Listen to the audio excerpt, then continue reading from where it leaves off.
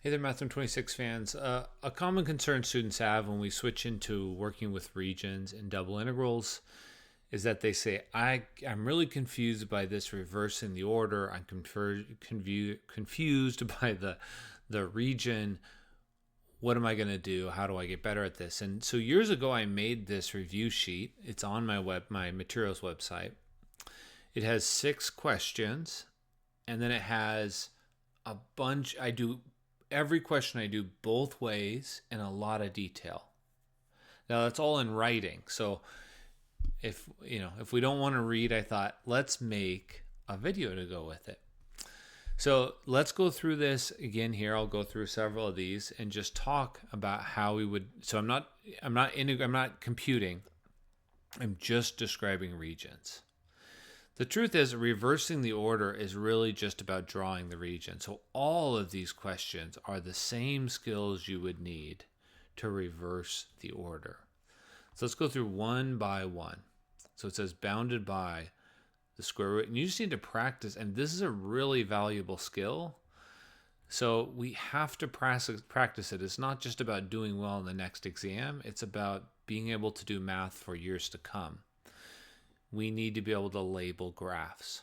So we need to know what the square root generally looks like. We need to know that x equals 0 is all the points where x is 0, which is these points. And we need to know that y equals 3 is going to be a line like this. And then the next step would be to figure out where the things intersect. X equals 0. The intersect over here must be at 9. So you can do that in terms of x or in terms of y. If we do it in terms of x, we would label this x, and then we would need to label where that is and that is in terms of x. And this is y equals the square root of x, and it's y equals 3. So in terms of x, that would be the integral from 0 to 9. I'm going to do a whole bunch of these in a row. Square root of x to 3 of whatever our function is, dy dx. Alternatively, you could do it in terms of y.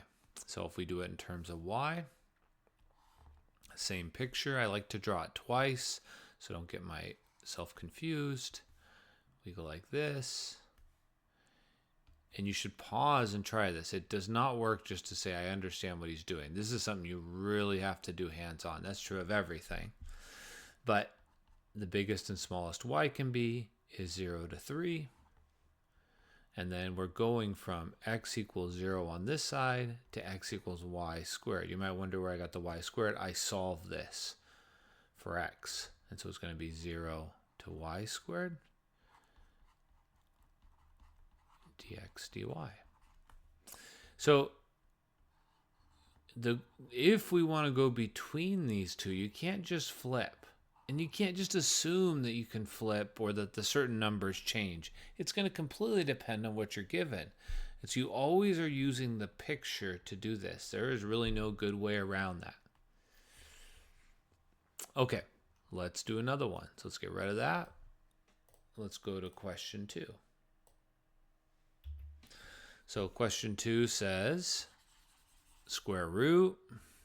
All right, so we're going to graph this square root function again. This time we're going to x equals 9, which is over here. And like I said, just embrace this. And we have y equals 0. Very valuable skills. If we're worried about that, that's a worrisome. That should be worrisome of this is worth your time to stop until you completely get it. Okay. You're going to be dealing with graphs your whole life in some way. Reading the newspaper. We need to be able to read graphs. All right, let's go. So if I wanted to do this in terms of x, I would label this x. And I would say, based off of x, what's the top and the bottom? The top is y equals 0. Sorry, the bottom is y equals 0. The top is the square root. This goes from 0 to 9. And so we would say the integral from 0 to 9. The integral from 0 to square root of x dy dx. That's one option. Alternatively, we could do everything in terms of y. It's going to look like this. This is 9. This is actually that same picture from the last problem, but we're doing a different region related to those graphs. So we would say y could be anything from 0 to 3. Based off of y, we can go from here to there. And this is x equals y squared. This is x equals 9. So the integral from y squared to 9. And so I find when students are trying to guess their way through, they get one of those wrong. There's just no good way there. All right. Now, the person who asked this question originally was asking about reversing the order. So maybe I'll switch down to one of those. Try these on your own. Check the solutions. They're on my website. I have this, and right next to it I say solutions. And I do the solutions in as much detail as I can. They're not in a video, they're written. But I think going through that would be very valuable. Okay, so let's do these two at the bottom. So this question is saying, can you draw this? That's really what the question is saying. This question is saying, can you draw this? So let's do it. Let's draw those. So I talked in class about how we do this is we say the tick marks are the outer bounds. So remember what they mean. They're like where you start and end. So we would say the tick marks are 0 is less than or equal to x is less than or equal to 3. The reason I know it's x is that's how these work. This is the outside. Okay? Next, we then have the functions or the boundary curves. So let's say curves or boundaries, and those are x squared less than or equal to y less than or equal to 3x. So you're going to graph y equals x squared, and you're going to graph y equals 3x. So when we go to do this problem, it's all about graphing. If you can just buckle up and say, I am going to graph this, then you will do good on these problems. If we fight it, we're kind of in trouble. So we're going to do, sorry that I don't have a better answer than that, but I think it's good for us to hear that piece of it. So x can be anything between 0 and 3. There's my tick marks. That's what I mean. I don't draw lines there. That leads to trouble. And now I'm going to draw y equals x squared. I'm going to make sure it's on the bottom. So y equals x squared is this thing. It's a parabola. Really don't need to draw the negative because I know I'm only between 0 and 3. And then I need to draw on top y equals 3x. It's going to look like this.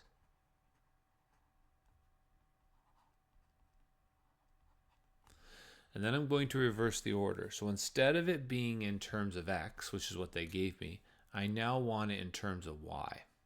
So I'm going to put a tick mark here at y. And I'm going to ask myself, if I start mowing the lawn there and I walk out, what is on the right and what is on the left? So now I'm going to take my equations and label those. So the green one, the stuff on this side, was originally y equals x squared. Now I want, and I'll make this a little smaller and I'm getting off the screen. Now I want x. So x is going to be the square root of y.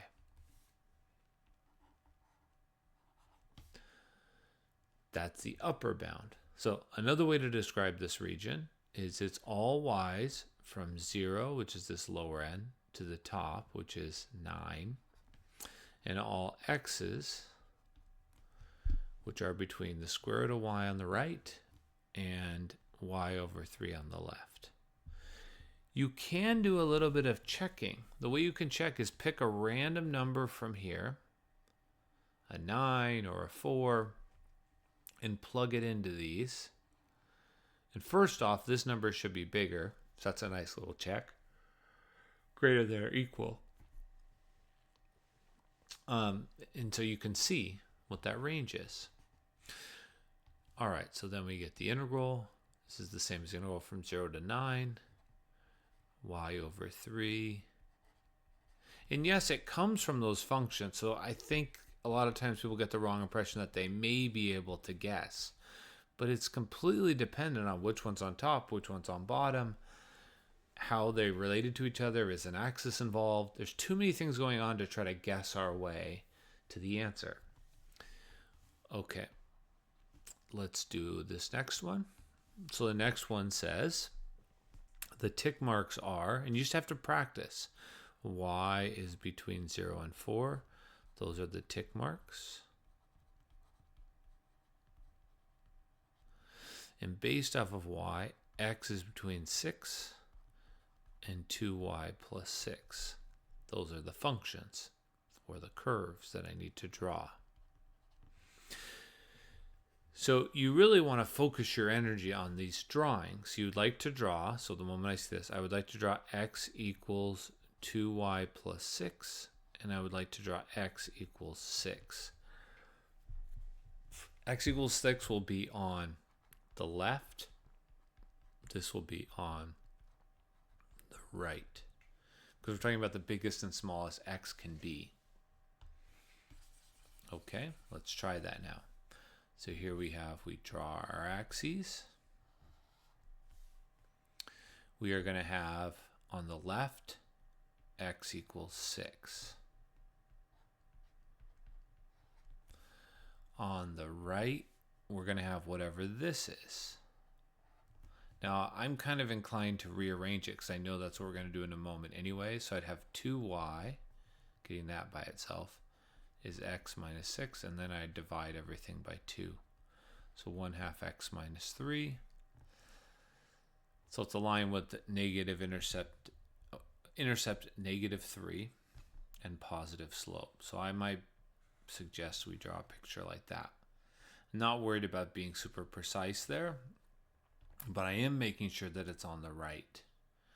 Okay, where are my tick marks? My tick marks are 0 to 4. So I'm going to come back over here and do 0 to 4. So some of that stuff I didn't need to draw. I'm going to stop here and stop here. So I don't really need some of this stuff down here. I just need whatever. And actually, I should have checked. If I plug in a 6 here, oh, I get 0. So it actually hits here exactly. Okay. So it is definitely worth our while to find the intersections here. We need them. So what are they? All right, so if y is 4, then I get 8 plus 6, which is 14. So this is 14, comma 4. Keep running into my head there. And next, we have this point. X is 6, y is 0, and this is 6, comma 4. Okay. So now we'd like to describe it. So it was originally described in terms of y. Now I want to describe it in terms of x. For a given x, what's the biggest and smallest it can be? What are the tick marks? The smallest it can be is 6. The biggest it can be is 14. So we say 6 to 14. And usually this problem is the one that people are like, oh, I would not have been able to just guess that. You don't see those numbers in there. So the reason we kind of are spotting patterns in the previous ones is because the zero's involved and it's the same function over and over again. But in general, there's not a nice pattern. We need the picture. Okay. And then y is between the bottom and the top. The top is y equals 4. The bottom is y equals 1/2 x minus 3. So it goes from 1/2 x minus 3 to 4. And that's our new bounds. Our new bounds are 6 to 14, 1/2 x minus 3 to 4, f of xy, dy dx. So that's the game. But check that out on my materials page and you can see me going through all of those problems worked out. But I hope that gives just more practice to work from. All right.